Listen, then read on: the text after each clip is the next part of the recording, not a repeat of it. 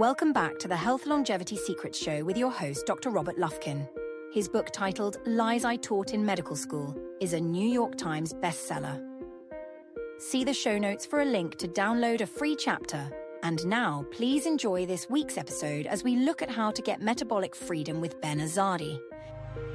What if your body wasn't designed to be sick? What if those nagging symptoms you've been having aren't problems at all, but rather messages? In other words, your body's desperate attempt to communicate something that deeper needs attention. In this revealing conversation, metabolic health expert and my good friend Ben Azadi introduces his new book, Metabolic Freedom. In it, he explains why an astonishing 93% of Americans are metabolically unhealthy and what we can do about it. So rather than focusing on niche approaches like strict keto or extended fasting, Ben presents a comprehensive framework accessible to everyone, addressing the 5 root causes behind metabolic dysfunction. One of the most alarming revelations: you could have full-blown insulin resistance for up to 15 years while still showing perfect blood sugar readings on standard tests. Your pancreas compensates by pumping out massive amounts of insulin until it simply can't keep up anymore. By then, you're already deep in the disease process. Ben makes a compelling case for requesting fasting insulin tests rather than relying solely on glucose measurements that will miss this critical early warning. Now, this conversation explores how true metabolic freedom means having a body that can effortlessly use whatever fuel is available, carbs, protein, fat, or even stored body fat, to generate steady energy without constant snacking or stimulants.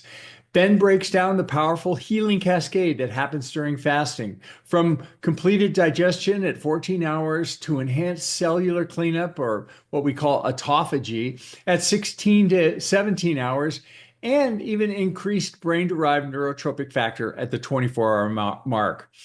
Behind food timing, we also look at the devastating impact of environmental toxins that he classifies as obesogens or diabetogens. In other words, these are compounds found in everything from plastic containers to cash register receipts that directly promote weight gain and blood sugar dysfunction. So whether you're just beginning your health journey or deeply familiar with metabolic concepts, this conversation offers practical wisdom for reclaiming your body's natural state of health through a 30-day plan designed to restore your metabolic freedom. This episode is brought to you by L-Nutra, maker of the Prolong fasting mimicking diet. If you'd like to try it, use the link in the show notes for 20% off. What's the best imaging test to assess health and longevity? I used to think it was the CT coronary artery calcium score. Well, I don't anymore, because now with the same X-ray exposure and time as a calcium score, I can get a complete metabolic heart scan. This includes not only the CT calcium score, but also calculated arterial age, liver fat quantification, and CT bone mineral density. These key metabolic and cardiovascular markers can detect the actual disease that blood or genetic testing only show the risk for. This scan is available anywhere in the US without a doctor's prescription. See the attached link and use the code LufkinCT for $100 off. Join the health longevity medical imaging revolution today. And now, please enjoy this week's episode. Hey, Ben, my brother, it's so great to see you again. Great to see you, brother. It's been a while. Let's have some fun. I can't wait to talk about this new book that is coming out this week. As this podcast drops, it's called Metabolic Freedom. And You've written a lot of books, and you're a world expert on metabolic health. What is it about this book, or what message did you want to get out with this new book that's changed from before? Yeah. Thank you for that. This book, I'm really excited about this one because it's not a niche book. I've written a keto book, I've written a fasting book, a sleep book, which is great. I love all of that still.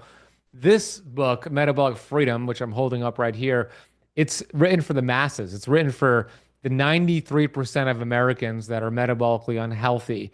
And it just shows them, look, your body is not built to have all these symptoms. Your body was not built with any of these flaws, and your symptoms are not even the problem, as you talk about so eloquently. Your symptoms are a gift. They're your body's check engine light. Let's find out what the causes are. So the entire first half of Metabolic Freedom is all about the five main causes that contribute to metabolic disease. When we hear the word metabolic disease, that means cancer, heart disease, autoimmune conditions, of course, high blood pressure, obesity, weight gain, weight loss resistance, diabetes. It's all of these things that unfortunately 93% of Americans are dealing with. So what are the causes? When we identify the causes, we're aware of it, then we could work on removing that interference so the body heals itself. So the second half of the book talks about the solutions. There's an entire chapter on keto, an entire chapter on fasting. There's an entire chapter on my favorite chapter, chapter 10, on how your thoughts influence your metabolism. So it gets into the causes, the solutions, and then it's all wrapped together in a 30-day plan to achieve metabolic freedom. And I'll say this, Rob, there are three key studies that I looked at the last few years that really convinced me and inspired me to write the book. And the first study was a Mayo Clinic study from 2016. I put it in the book. In this study from Mayo Clinic, they wanted to determine how many Americans live what they consider an active, healthy, fit lifestyle. So they based it off of four characteristics. The first criteria was that they don't smoke cigarettes. The second criteria was that they exercise either moderate to vigorous exercise for a total of 150 minutes at the minimum per week. The third criteria was that they ate what they consider a healthy diet, which in this case was just a minimally processed diet. And the fourth criteria was that if they're a female, they have a body fat percentage under 30%, and if they're a male, under 20%. And the study concluded that only 2.7% of Americans fit that criteria. Wow. Wow. That's it, bro. And then in 2018, and you've spoken about this study, the University of North Carolina Chapel Hill study showed around 88% of Americans are metabolically unhealthy. And then in 2022, we had studies showing, or a study showing, it's closer to about 93%. So we know we have a problem. So that's why I wrote the book. I wanted to get this information out to the masses. And look, even if you're already well into the weeds of like metabolic health and keto and fasting and carnivore, you're still going to love this book because I get into the science. There's 275 references, but it's also an amazing book to buy for someone to get them into this world. Because the way I talk about keto is very not dogmatic. It's about understanding that it's a metabolic process. The way I talk about fasting is more using language like meal timing, right? So it just helps people get familiar with these terms that when you say it, hey, let's do keto or fasting or carnivore, they think you're nuts. But when it comes from a third party and it's written in a way for the masses, they're going to be more open to those changes. Yeah, I mean that's such an important point. I mean, a little editorial comment. Even though I'm a doctor, yeah, I work in a medical school. I wear a white coat, at least when I do podcasts. And even though I'm a doctor, I know that doctors can't make me healthy. Doctors just make me less sick. And doctors can't correct our metabolic health. We can get pills and surgery for symptoms and manage diseases. But if we want to reverse metabolic health, people have to go to experts like you and learn how to manage factors like like you talk about. It is a great book. Lifestyle and toxins, we can dive into a little bit too, but that's the secret. And it's on us. We can't look for our doctors to to fix our metabolism, really. And this book, it's great because it is written for everyone. I can hand it to my grandmother and she will she'll love it, she'll understand it. But like you say, it still has all the references. So I can also hand it to my doctor too. Yeah, Yes, even exactly. doctors have doctors, right? Yes. So it's a great book. Can't say enough super things about it.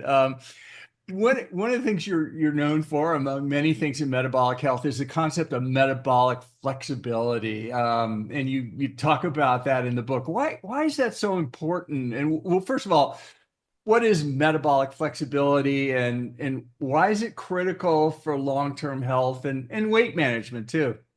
Yeah, yeah. And metabolic flexibility, my good friend Mark Sisson really coined that term and made it popular. And it's really cool because he actually endorsed the book. So it's cool to have the king of metabolic flexibility endorse metabolic freedom, which essentially metabolic freedom is metabolic flexibility. To your point, Rob, what is that? That means we have a metabolism that has the ability to use whatever substrate is available for fuel. Okay, so let's unpack that real quick. That means when we have a healthy metabolism that's metabolically flexible and free, we could have carbohydrates and use that for energy, even fat loss, and feel good. Or we could use that for protein, amino acids, or fat. Or we could burn our own body fat and use that for energy and feel good. We could even use oxygen and sunshine, right? This is the point. When we have a flexible metabolism, we could use whatever is available at the time to produce energy and feel good. Now, unfortunately, those 93% of Americans that are unhealthy, they're not metabolically free. They're in a metabolic prison. They're sugar burners. And you talk about this as well, Rob. They're not able to burn fat for fuel. They're only burning sugar and glucose. And there's nothing wrong with burning sugar and glucose unless you're only burning sugar and glucose. And what happens is you start to produce high amounts of insulin, right? Insulin is not just a hormone that signals fat storage, it's an energy sensor. And it's the first domino to fall that will trigger a cascade of metabolic diseases: high blood pressure, fatigue, prediabetes, PCOS, full-on diabetes, cancer, heart disease. I could go on and on, but it's with the insulin rising that first starts to happen. And the crazy part, when I started looking at the studies, like the Whitehall study too, and a few others I put into the book, these studies show you could have full-blown hyperinsulinemia, in other words, insulin resistance, for on average 6 to 14 years with perfect fasting blood sugar levels and perfect A1C levels because your pancreas is producing massive amounts of insulin to clear that excess glucose until it goes deaf to the screams. And those receptor sites for insulin cannot hear the message. There's a dramatic increase in blood sugars. Boom, you're diagnosed with prediabetes, or maybe you don't even test and don't even know, and eventually it leads to diabetes. So I make the case that one of the most important tests to get done is a fasting insulin test. It puts you in the driver's seat. You want to see a fasting insulin in the single digits. 3 to 7 is optimal. And what's crazy, Rob, and I know you know this, I'm preaching to the choir here, but what's crazy is that blood fasting insulin report, that reference range is usually between 3 and 25 or 3 and 28. And if you're 17 or 22 or 15, your regular doctor will say nothing to worry about here, but that is insulin resistance. And if you could tackle that right off the bat, it will never lead to type 2 diabetes. Because when you have type 2 diabetes, by the way, it dramatically increases your risk of dying from all other diseases. It's actually pretty rare to die from type 2 diabetes. It's what it's linked to. And one more point here. I know I'm going on and on. I'm just so excited about this. We spend $4.6 trillion on healthcare in the United States every single year. If this was the GDP, it would be the fourth largest GDP in the entire world. 1 out of every 4 healthcare dollars are spent on diabetes, primarily type 2 diabetes. This is a lifestyle condition that's treated with medication. You cannot reverse a lifestyle condition with medication. You reverse a lifestyle condition with lifestyle changes. So I talk about that in the book. And metabolic freedom is you have amazing energy levels. You have your goal body weight, you're lean, you're healthy, you're fit. You're able to travel like I do when I travel on an airplane. I don't eat the food there. I'm just using my body fat for energy. I feel amazing. You're not relying on snacking and grazing every 2 to 3 hours just to have a short burst of energy or 4-hour energy drinks. That is what metabolic freedom is, and that's what I want for the world. And so it's such an important point. So what I'm saying, if I go to my doctor and they tell me, hey, my fasting glucose is good, my hemoglobin A1C is good. If they don't check a fasting insulin, I could be missing a significant abnormality that's been going on for years to decades before that. And it's almost like and I've seen this on social media that if you go to a doctor and they check your LDL cholesterol, but they don't check your fasting insulin, you should go to time for a new doctor because arguably fasting insulin and metabolic health is a greater risk factor for a heart attack as far as hazard ratios than LDL cholesterol, which is a whole, whole I agree. another subject in itself. But I love the concept of metabolic freedom. What I just, I mean, obviously we're gonna read the book. People are gonna read the book, but what are the nutritional points that you would hit if I want to be have metabolic freedom, I want to have metabolic flexibility. What does that look like for my diet in broad strokes? Yeah. So chapter 4 talks about that, the processed foods that we want to start removing or swapping out with whole foods. And I make it really simple. I show you how to shop at the grocery store. Again, it's written for like the person who has no idea. We want to get rid of these what I call frankenfoods or food-like substances in the book that are highly inflammatory. Our metabolism is not designed to use them for energy. So there's different sets of them. We have high fructose corn syrup, which is found in some people consider healthy products like quick oats and in turn oatmeals that have flavors in it. It has high fructose corn syrup. It's found, of course, in sodas.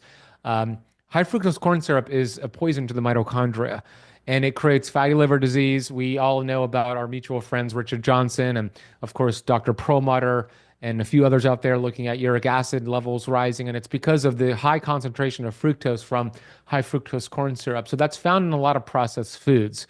Along with that, in processed foods, there's usually seed oils in them. And what's cool, Rob, is man, we've been talking about seed oils for a long time, and right now it's super popular, which I love to see. But there's also a lot of confusion because it's so popular. But seed oils are a big one. There's a couple of studies I referenced in the book. Dr. Martin Grutfeld has a study looking at the aldehyde content produced from French fries cooked in seed oils, vegetable oil, canola oil, for example.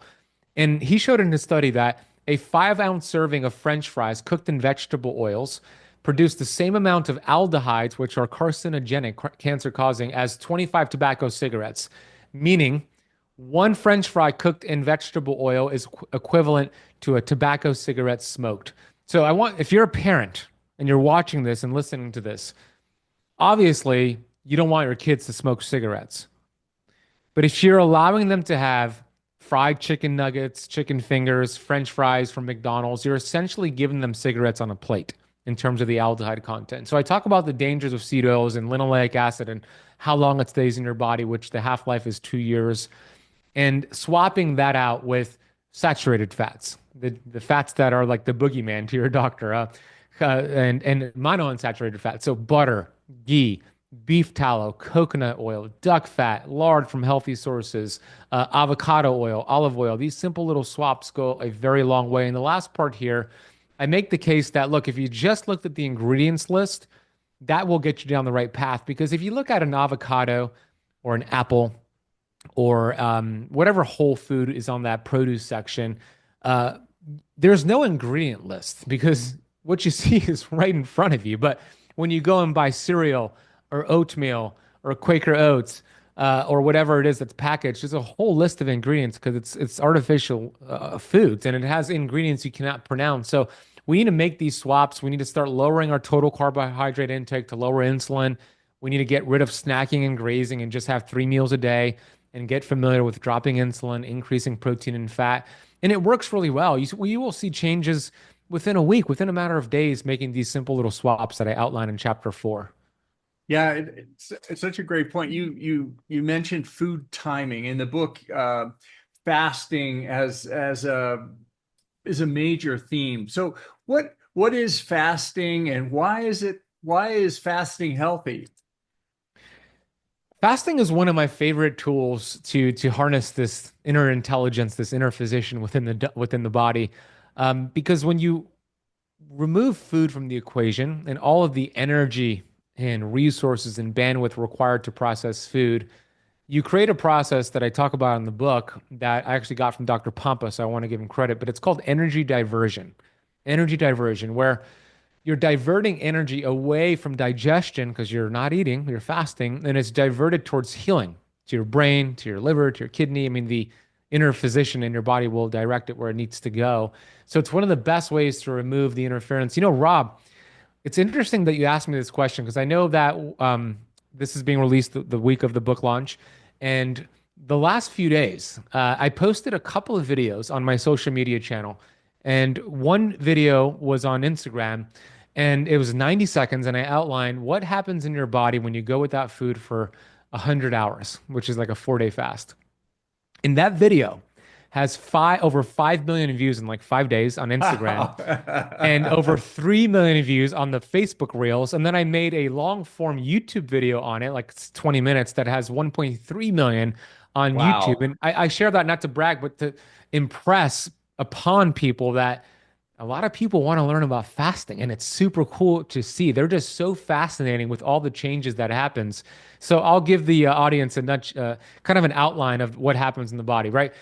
And I think your audience will love this because the reels are crushing. So let's talk about it now, right? Yeah. The first 14 hours, there are two main things that happen. So the first 14 hours without food, you're going to notice more energy because you complete digestion. It takes about 14 hours, and it's different for everybody, but about 14 hours to go from chewing food, large intestine, small intestine, out the colon. So you complete digestion. So that energy is being diverted to the brain, blood flow to the brain. You have more energy. 14-hour mark, there's a huge increase in energy. There's also insulin that's going to drop. So you're going to notice you look lighter and feel lighter around that 14-hour mark. As you continue with that fast, around the 16 to 17-hour mark, there's a process that starts to get enhanced called autophagy. Autophagy is this cellular cleanup process. And the way that I explain it in the book is a refrigerator with groceries. A refrigerator with groceries has expiration dates. They all have expiration dates on them. And if you let all those groceries expire, and instead of throwing them away, you kind of just shove them towards the back of the fridge and buy new fresh groceries and come back the next day and open it up. Disgusting environment. There's going to be disease will manifest in that environment. Well, the human body is like that refrigerator. We have cells, mitochondria, proteins that have an expiration date. Autophagy is the process of cleaning out the junk. So this starts to get enhanced around the 16 to 17-hour mark of a fast. It's like Pac-Man going within your cells, cleaning out the junk. And you don't even have to think about it. All of this is happening as you're just functioning at a high level with your job, your relationships, whatever it is. Okay, as we continue with the fast, at the 24-hour mark, there's a gut reset.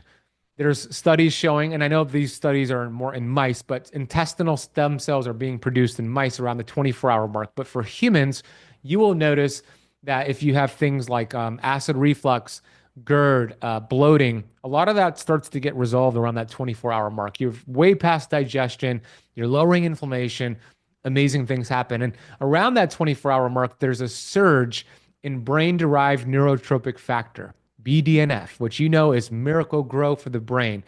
It makes me think this, and I know that religions didn't understand this when they started implementing fasting, because every religion implements fasting, but the BDNF is like a religious experience. It's like a spiritual experience where you're just more creative. For me, I'm more connected to God. You're more connected to source. And studies are showing there's an enhancement in BDNF. So you're more creative, more focused. And it makes sense. Your body wants to keep you alive, focused, and creative to go find food, but you're using it for your day to day. So all of this is happening during a fast. And I'm not going to go through the whole 100 hours here, but I gave you 24 hours. It's magical in the body. Yeah, that's so exciting. You think about it, fasting, if we evolved, as hunter-gatherers prior to 12,000 years ago, when between the one meal to the next meal, we're fasting, and we're, we go into ketosis, it's a metabolically healthy state. And the humans that survived to pass on to their genes were the ones that had the least brain fog. Their hearing gets better, their vision gets sharper, they think better, that BDNF kicks in, and Right. everything. So you can see we've evolved to really sharpen up our skills during that window there. Well, speaking of fasting, then how do we know, like, if 12 hours is good, 24 hours is better, 100 hours is great?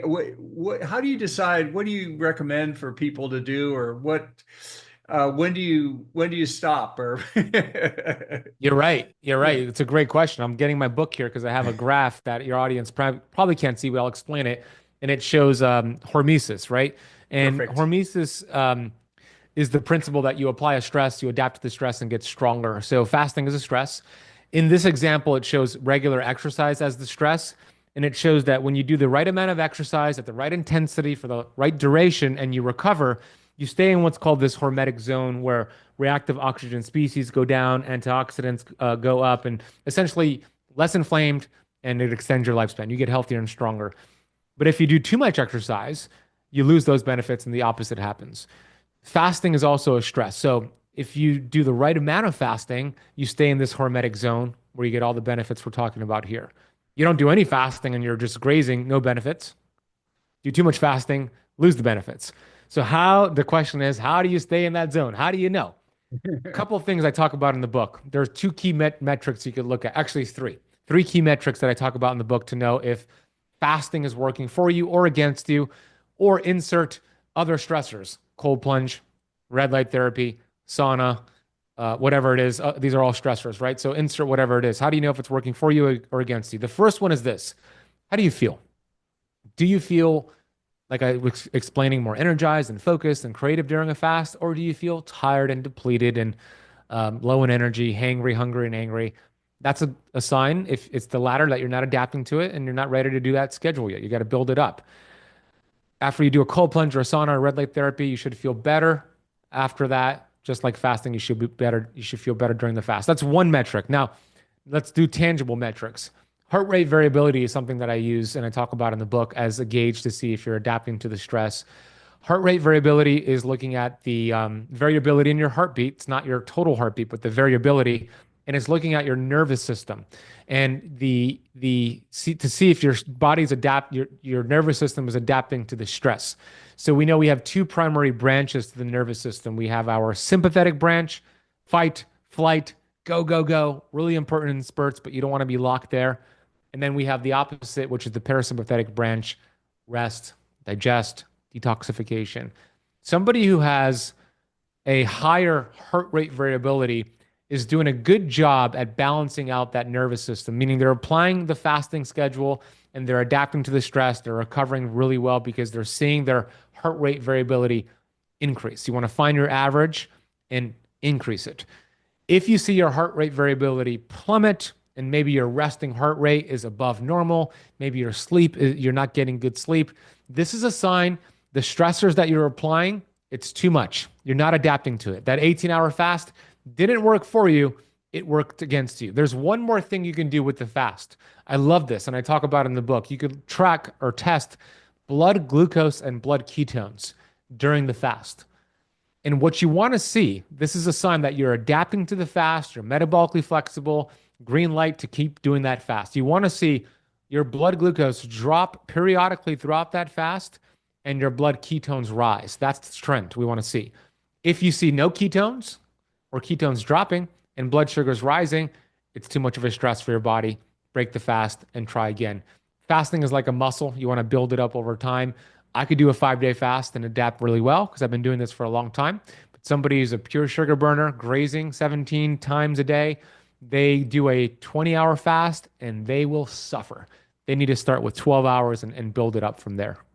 Yeah, those are such great metrics, and I really recommend, again, the book for people who want to look at fasting and understand it and have these great tools to really do it. Now that we're talking about longer fasts, what about we hear about intermittent fasting, just like shorter within the day. Is there value of that, and what do you recommend about that? Yeah, there's definitely value in that. There's definitely value in keeping all of your calories in a certain window. 6 to 8 hours is a typical window that a lot of people practice. And I like that. So that would mean, let's say your eating window is between 10 a.m. and 4 p.m. or 6 p.m., right? Where you have all of your calories, your protein, your fat, your healthy carbs, if you have carbs within that window, and then you're fasting outside of that window. That works really well because you're allowing your body to lower insulin during that, let's say, 16-hour fast. You want to use your overnight sleeping as that overnight fast. And I could tell you that a few years ago, I used to bash breakfast. I used to say breakfast is the dumbest meal of the day. Our ancestors didn't crawl out of a cave and eat breakfast. And I thought breakfast was just a stupid idea. And I always told my clients to skip breakfast and have dinner. I actually believe it's better to do the opposite. That we're actually more insulin sensitive in the morning than we are at night. And our circadian rhythm is actually better designed to process calories earlier in the day than later in the day. So the ideal schedule would be to have breakfast and lunch and skip dinner. Now, I know that, but for my schedule, it works so much better for me to skip breakfast, and that's what I typically do. I typically have my meals within like a 12 to 6 hour eating window, so I'll have a very early dinner. But I will say, as long as you're giving yourself 3 to 5 hours of fasting digestion before bed, that's a really good idea. You don't want to eat too close to bed. It'll destroy your sleep, lower your heart rate variability. You're going to wake up groggy with hunger hormone, ghrelin just peaking through the roof. So give yourself at least 3 to 5 hours of fasting before bed. It's a good idea for everybody. And so the meals to skip, you can either skip breakfast or dinner, but skipping lunch doesn't really work because you don't have the sleep window, right? It wouldn't make sense. I mean, you could do that. You could do breakfast and then dinner, but then it kind of like it's not ideal or optimal. No. Yeah. I want to be sensitive to your time here. A couple other points I just wanted to get to too. Like you talk about environmental toxins, right? I can get my diet all together. I could, get my lifestyle in place. But if there's some of these things, what goes on there then? Yeah, and we live in a world where I think this is the number one cause of metabolic disease, environmental toxins. So much so I wrote a whole chapter in the book, chapter 5, about this. There are two classifications of toxins that I speak about in the book, obesogens and diabetogens. So obesogens are chemicals, toxins that are in our food supply, water supply, cleaning supply, detergents, lotions, sunscreen, that when they enter the body through eating, touching your skin, breathing it in, it activates a pathway in the body called PPAR gamma. And it's important to understand that the number one priority for the human body is survival. Okay, it will do everything to survive in the moment, even if that means developing disease later on. So keep that in mind when I give you this example. When we have the toxins enter the body, innate intelligence activates PPAR gamma. PPAR gamma will shuttle those excess toxins out of the bloodstream, kind of like what insulin does with glucose, because glucose is toxic in the bloodstream. So are these toxins. The body doesn't want these toxins to enter your vital organs. So it shuttles them where? To your adipocytes, your fat cells, because the solution to pollution is dilution. So it dilutes these toxins and it puts them in your fat cells. And there's not room in the fat cell. Okay, let's increase those adipocytes. So it could increase your fat cells. Oh, we ran out of room. Let's create new fat cells. And that's how toxins make us sick and fat. They're called obesogens. Then we have a newer classification of toxins called diabetogens. I don't see a lot of people talking about this or aware of this, but I found a study that I put in the book that shows around 33% of diabetes are toxicity related through these diabetogens. These are toxins that actually enter your body and disrupt beta cell function, triggering prediabetes and diabetes. It's crazy. So what can you do? It's not all doom and gloom. We cannot escape these toxins. We want to keep our detox pathways open. We have our downstream detox pathways, the gut, the kidney, the colon, the liver, the lymph. So I talk about strategies to do that, but some easy little wins for your audience here. Drink out of glass, like I have here, instead of plastic water bottles. Even if I hear people say, oh, I never leave my plastic water bottle in the car, it doesn't get heated. Well, think about the way it was transported to the grocery store. It was in a truck and it got heated. So those plastics, the microplastics, they're finding it in men's testicles and in our blood vessels, everywhere. So you want to avoid plastic as much as possible. Glass instead of plastic water bottles, glass Tupperware instead of plastic Tupperware, wooden cutting board instead of plastic cutting boards. This goes a long way. And then you want to also be aware of, by the way, on the topic of plastics, University of Newcastle study I put in the book shows the average American consumes a credit card size worth of plastic every single week, 5 grams. I know, that's insane, bro. And then the other thing is the cash register receipts. There are studies looking at individual thermo receipts, cash register receipts, and it shows 1,000 times more BPA in cash register receipts than canned food. So if you grab your receipt and touch it, that goes into your bloodstream, you put it in your pocket. I see women putting it in their bra. say no to cash register receipts. So yeah, the whole chapter goes in depth into that, and you just want to keep those detox pathways because that'll really help lower that stress load for you. One of the things I love about your work and the themes through all your work on metabolic health and keto and everything is the importance that you place on mindset. And I believe that mindset may be the single most powerful tool that we have or factor in this. Can you just say a few words about your thoughts on mindset?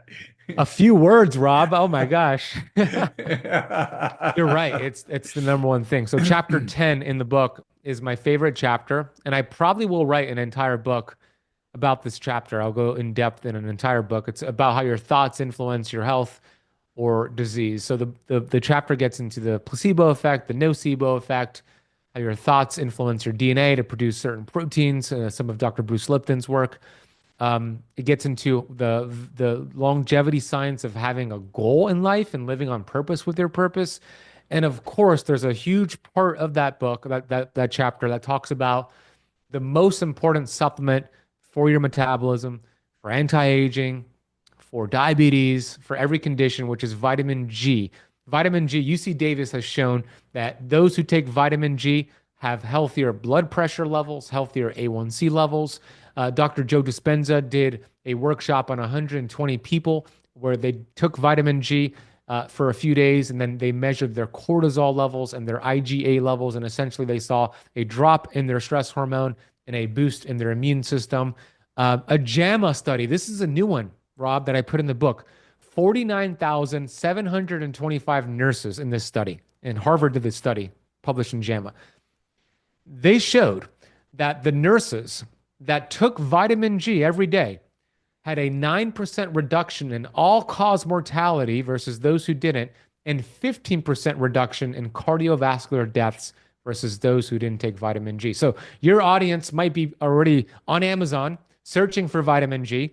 I don't have a coupon code. Rob doesn't sponsor the show because vitamin G is gratitude. Everything I just shared are real studies on the practice of gratitude. And I have to just say this, gratitude is not even a practice. Actually, it's not an intellectual, it's a feeling. It's an emotional feeling. So I encourage you to get your vitamin G every morning throughout the day. There's no toxicity limit. It's free, but feel the gratitude. Don't treat it like a checklist. Feel the gratitude, and vitamin G is where it's at, my friend. Wow, it's such an important point. In the book, just it's so much information. I have to say, this is the number one book I recommend to people for metabolic health, that they want to understand Wow. how to get healthy metabolically. And the great thing about it is you have a 30-day metabolic reset as part of the book. Tell us about that. Thank you, Rob. Your respect for me speaks volumes because I have a lot of respect for you. So thank you for that. There's a 30-day plan, right? I mentioned at the end of the book, okay, you learned all this stuff. How do you apply it? Because it's not information that will change your life. If information changed your life, every librarian would be a multimillionaire and a celebrity. That ain't the case. It's the application of that information. So this book was a beast to write and research.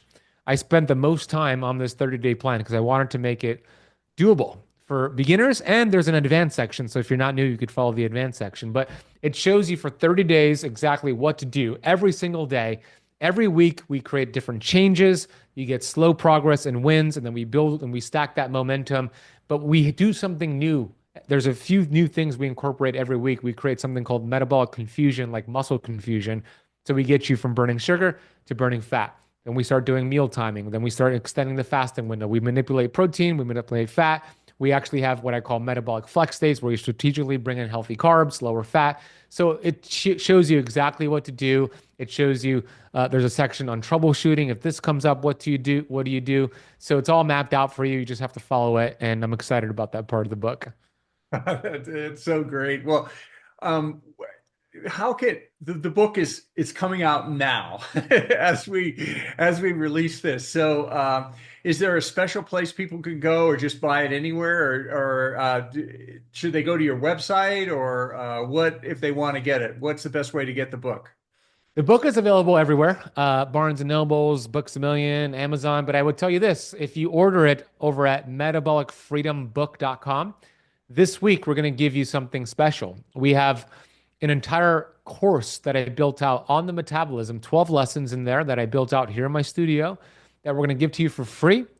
Not only that, there's exclusive interviews in that course with Dr. Jason Fung, Gary Brecka, Megan Ramos, Dr. Daniel Pompa, and Cynthia Thurlow. These are interviews I only did for this course, and you could get the entire course with the interviews for free when you go to metabolicfreedombook.com. When you go there, you're going to see different links to purchase the book. Any of those retailers are fine. The book's available on hardcover, Kindle, Audible. I narrated the Audible. It was a pain in the butt. And once you order the book, you'll go back to that page. There's an order form where you put your name, email, order number, and then you're automatically emailed the course with the interview. So metabolicfreedombook.com is where you would go for that. One thing I always ask people, kind of in this climate now, there's so many changes going on nationwide with our government, with everything else. What would you like to see happen most for metabolic health as far as changes in our regulatory environment or anything come to mind with that? Or there's so many things we have. I would say it's a great question, right? Really important question at this time with the focus of metabolic health. It's really cool to see the focus on metabolic health. I forget who said it, but don't expect the government to save you. It's an old quote. I forget who said it. So the point being, look, it's great that there's a focus on health, and I hope the government continues to do that. I pray. We need it. We need a change, but you are in control. You are the only problem you will ever have, and you're also the only solution. So just take ownership and focus on you. Don't even try to force other people to change, because people don't like being forced to change. They're resistant to it. They'll see your story, your inspiration when you start losing weight, when you start getting healthy, and they'll ask the question. So you just focus on you. Bob Proctor used to say, if everybody swept their front porch, the entire town would be clean. All right? So if everybody just focused on themselves and got healthy, everybody else will follow suit. So focus on yourself. It's your responsibility. It's not your fault because of the crazy amount of information and influence with drug companies. It's not your fault, but it's your responsibility. Great thought. The book is titled Metabolic Freedom, a 30-day guide to restore your metabolism, heal hormones, and burn fat. And Ben, it's been a pleasure. As always, brother, I highly recommend your podcast also. I have to say, listen to it, watch it. It's full of nuggets and fascinating information. He has the greatest guests on there. I love your introductory comment when you start the podcast about our ancestral. It's so powerful. That resonates with me every time I see it. So. Again, please check out the book. You won't be disappointed. I can't recommend this book enough. Thank you so much, Ben, for taking the time to write this book. I know it's a lot of work, and thank you so much for spending time with us today, and thanks for everything you do. Thank you, brother. I appreciate you, and I had a blast. I'm very grateful for you. If you are enjoying this program, please hit that subscribe button, or even better, leave a review. Your support makes it possible for us to create the quality programming that we're continually striving for. Can I start? Is it recording? It's already recording. Oh, sorry. This is for general information and educational purposes only, and it's not intended to constitute or substitute for medical advice or counseling. The practice of medicine or the provision of healthcare, diagnosis, or treatment, or the creation of a physician, patient, or clinical relationship. The use of this information is at their own user's risk. If you find this to be on the value, please hit that like button to subscribe to support the work that we do on this channel. And we take your suggestions and advice very seriously, so please let us know what you'd like to see on this channel. Thanks for watching, and we hope to see you next time. You should say that.